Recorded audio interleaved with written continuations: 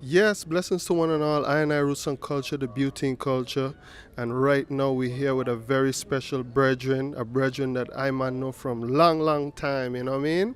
Way back in the days. But he goes by the name of Ras Ether. Also has a business called Kush Eye Culture. So whenever you get a chance, you could check him out. But right now, me and the eye gonna hold a little reasoning there. You know what I mean? You know, we're gonna tackle some of the current stuff that's going on. Also, talk about what's going on with Rastafari. You know, a lot of people want to know, and this brother here has plenty of in-depth knowledge when it comes to Rastafari, the history, his majesty, you know, all these things. So we're gonna tackle a few of them things. But with no further ado, Ras Ether Kamaal, welcome to the program. Tell us, how is everything? Everything is good. Everything is up and up. Give thanks for the opportunity through I roots and culture. Give thanks for the Almighty Creator. Give thanks for man, woman, and child. Give thanks for all the elements that make us, the fire, the earth, the air, the water, and the blackness of the space, the ethers. Give thanks for food, clothing, and shelter. Now what's going on, we have a lot of stuff going on in the world, right? Right. And this month is what is called Black History Month. We got to remember that every day is Black History. And it can't be no coincidence that all of a sudden the enemy is attacking us with all these distractions. I mean, look, they have all these award shows from the Grammys, Oscars, all this stuff strategically during this particular month, right? And it can't be no coincidence that Gucci all of a sudden exposed their new line with this blackface and showing Caucasian people wearing this, disrespecting our level of carbon melanin, which is the blackness of space, right? So a lot of black people wear Gucci shirts and jackets and whatever products they made, especially like the belts. But now we in Rastafari, we knew that we're not supposed to be supporting the enemy. There are times when you may have to buy things from the enemy, sad to say, but this is a situation which we know that the enemy is not supporting us, and especially if it's a product that costs hundreds and hundreds of dollars. Really, that's somebody's rent or mortgage. So instead of spending money on that, you might as well buy black. Bad enough it's going to the enemy dares to mock us with this blackface. And they do it strategically during what is recognized as Black History Month. Yeah, but also we as Rasta have always bun out Gucci, Fendi, Prada, Louis Vuitton, all them foolishness. Rasta been telling them this long time, like, yo, stop buy them and support them because they're getting rich off of your backs. And then at the same time, look at now today, they are spitting in our faces, mocking us, bringing out these jackets with blackface and all these things, I mean, Rasta been telling them this long time, True. Rastafari have been encouraging people to buy black. And I'll say this, that I would say about 99.99% of the things and characteristics, the attributes, the traits that Rastafari has been shown and been shown to prove that we're always right about everything. I'm not speaking off arrogance or ego, I'm just speaking off facts. Real facts. When it comes to buying black, Rastafari was encouraging people to buy black. But it's not just buying black, because we have black businesses that are for good and black businesses that are selling us bad food and bad clothing. We need black businesses like what's right behind us. We right here in Fort Lauderdale, in Lauderhill Mall, right, in Florida, advertising this business called the Phunk Shop. Phunk, the Phunk Shop. It's a black-owned business that sells incense, natural hair, skin products, incense, as I said, African-themed shirts. Everything is black. Everything is African focused, and it's for your culture. Right. And it's for the greater community. Exactly. You know what I mean? It's not things that, nonsense things that people say. It's things that help you with your health, with, skincare and all these other things. Yeah. And that's what the people need. You know, a lot of black young people in their early 20s or even teens are starting to realize, I don't have to go to college. And if you do go to college, you have to get out and you have to start your own business. So it's all about economics.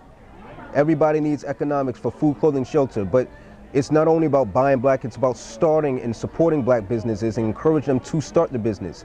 Now, that's the economic part when it comes to Rastafari, self-sustainability, independence. But when it comes to health and nutrition, have to stick with health and nutrition and eating plant-based and all that, you know? But sorry to cut you off. Yeah. I really want to just, we're gonna get into the economics and the food. I just want to get into this Gucci thing. Oh, just, yeah. you know, I mean, I don't like to really big them up, but I want us to get an overstanding because we're not just here yelling, oh, just don't support them just like that. We want to know, we want to get into some of these things. I mean, like, why do you think they would do something like that, though, in this time? Is it because of this new day and age that, we you know, because it seems like everybody was doing it. You know, H&M was doing it. I think Prada did it sometime there with a keychain.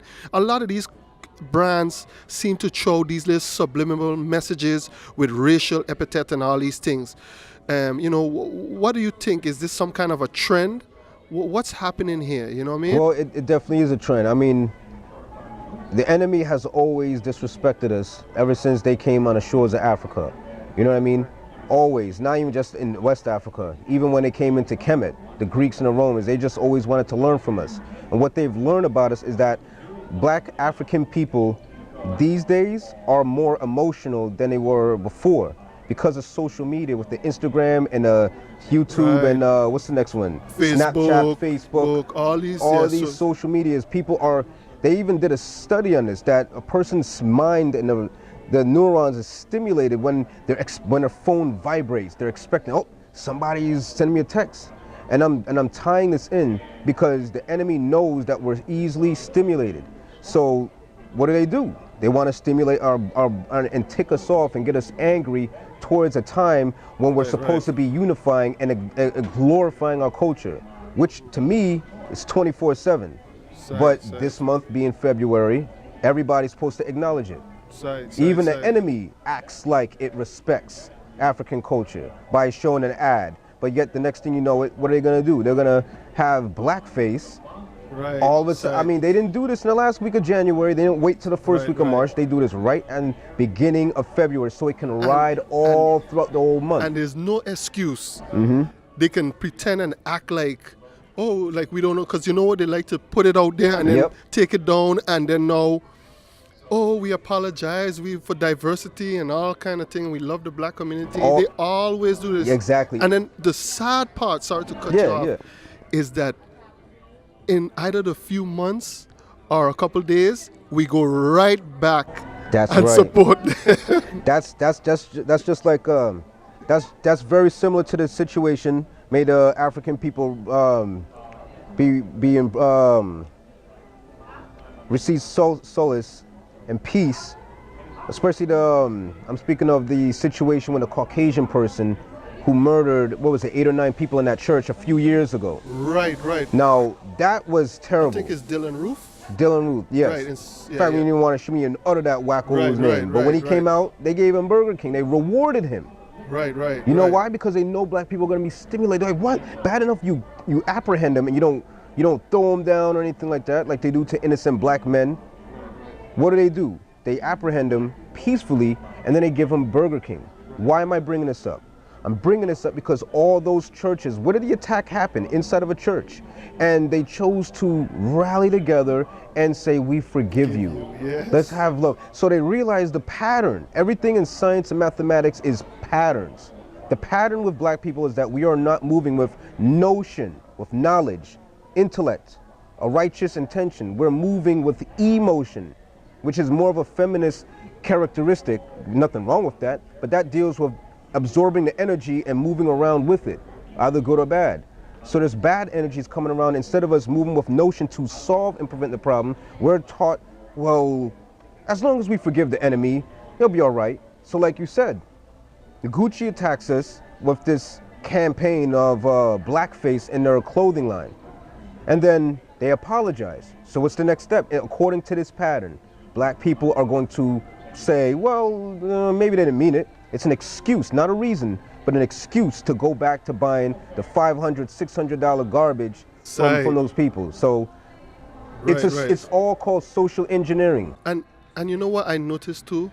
Because before we, at some point, like about 18 years ago or more, 20 years ago, there were black brands coming out like Fubu, Rockaware, Sean John. These brands, 50 Cents, he's had a clothing line as well.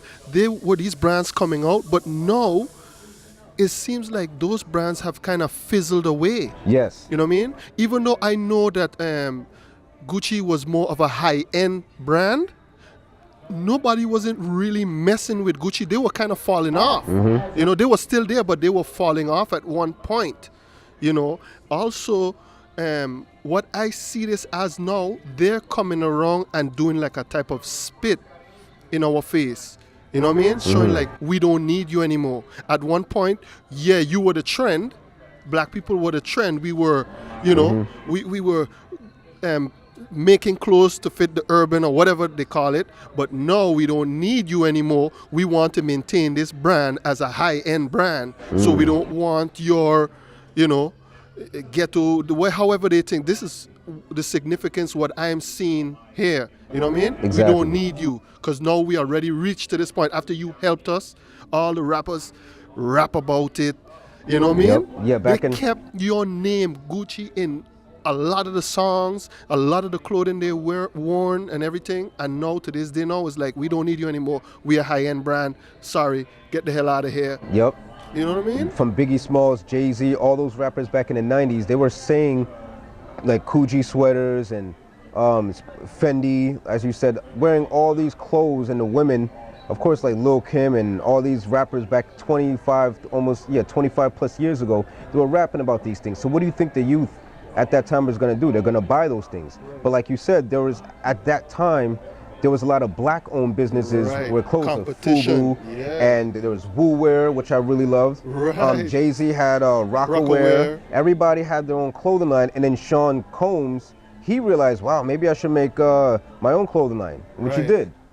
So what happened to those clothing lines? It's not like they're gone. Music was altered in the early and mid-2000s. Around a couple of years after Brother 50 Cent came out, what happened is the music got more feminized. So black men no longer want to wear baggy pants and more urban wear. They want to start wearing urban wear that's more tight and slim. It's another way of controlling our people. Control the mind of a black woman and you control all black people. Make sure that the black woman has no knowledge of herself and her culture, then she's going to raise the children to have no knowledge. Make sure that the black men are dressing like women, then they're not going to want to multiply with women. Make sure that the black man is doing foolish things to put money, to put food on the table.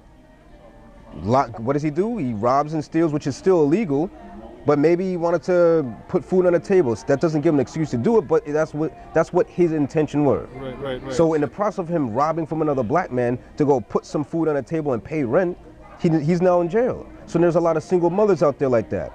But again, it's all about controlling our people, making sure that we know our culture, and it's all about culture, and it's also about economics. You control the people's culture and limit them from having their culture, then you can give them another false culture. Right. This is why if you look in our communities, we have so many Chinese food, so much pizza. Look down anywhere in New York City, anywhere and where black people in Miami, Fort Lauderdale, Chicago, LA, anywhere. Even in Jamaica, Guyana, Grenada, Antigua, Barbudas, all the islands, St. Kitts, St. Vincent, every island.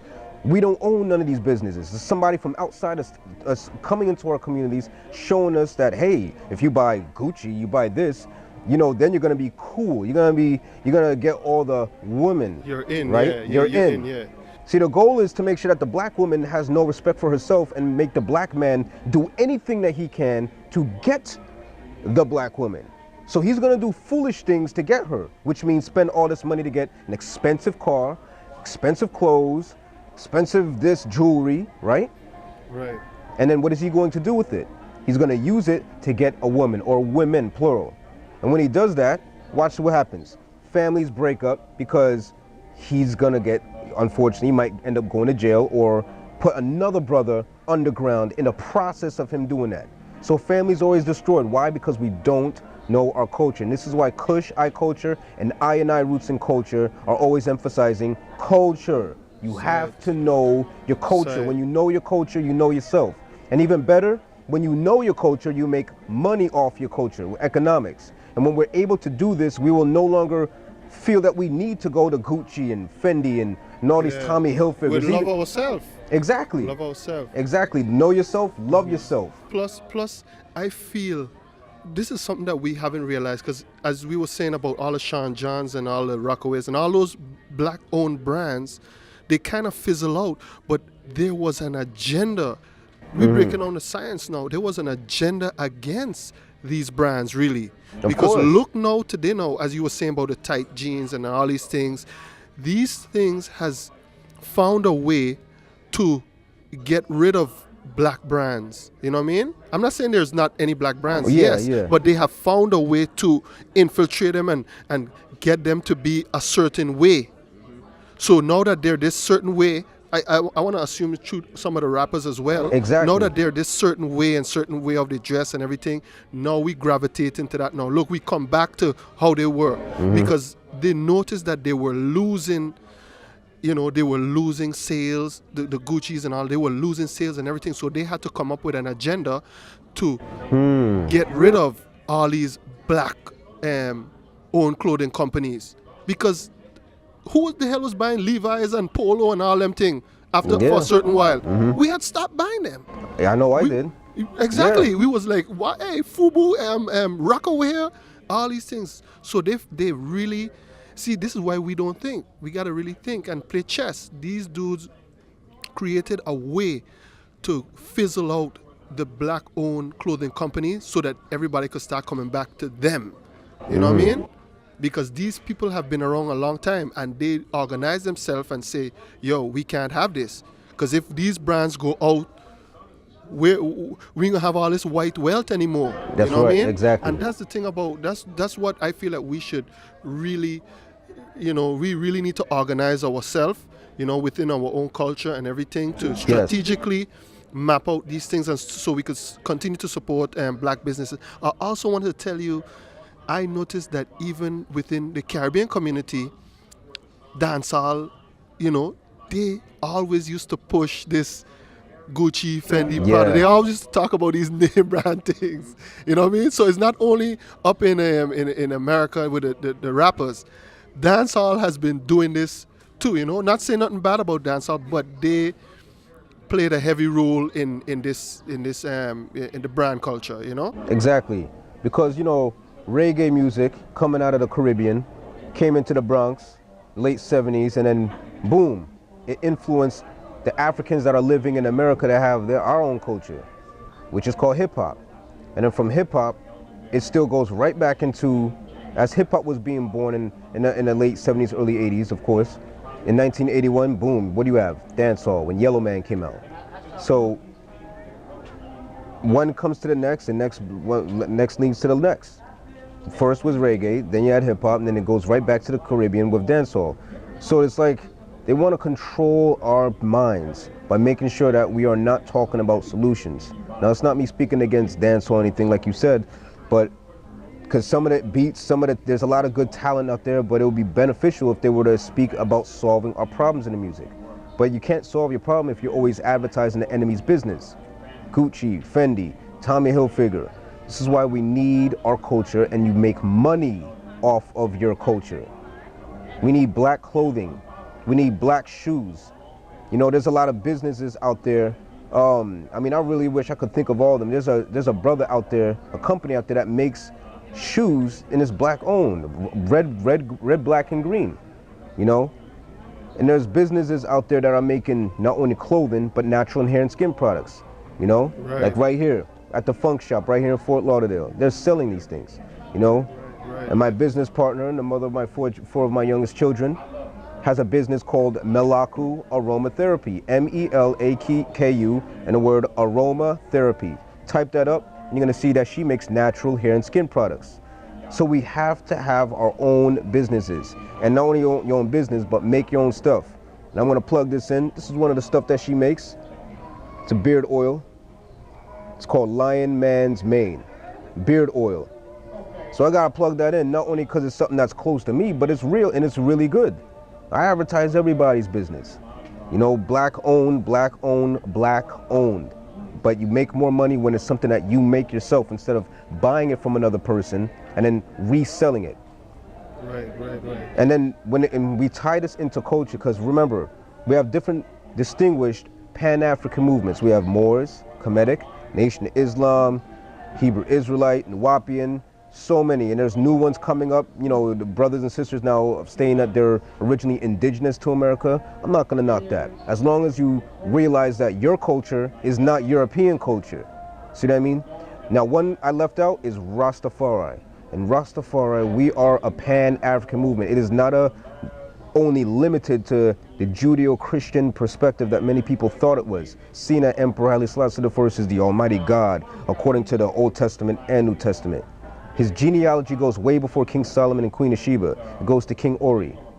We have to realize that Rastafari is definitely a Pan-African movement.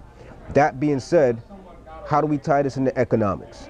Well, speak to anybody that knows anything of Rastafari culture, and what they're gonna tell you. First person they're gonna bring up is probably Bob Marley and reggae. So you go to any reggae concert in Jamaica or right here in Miami, where they have reggae concerts, a whole bunch on the West Coast in California, a whole bunch in New York and DC, right? Yeah, throughout America. London and Europe. Yep, London, All over the Germany, world. all over the world. You have reggae concerts and all that, right? Global. So who's controlling the proceeds? Right. Who's controlling the proceeds?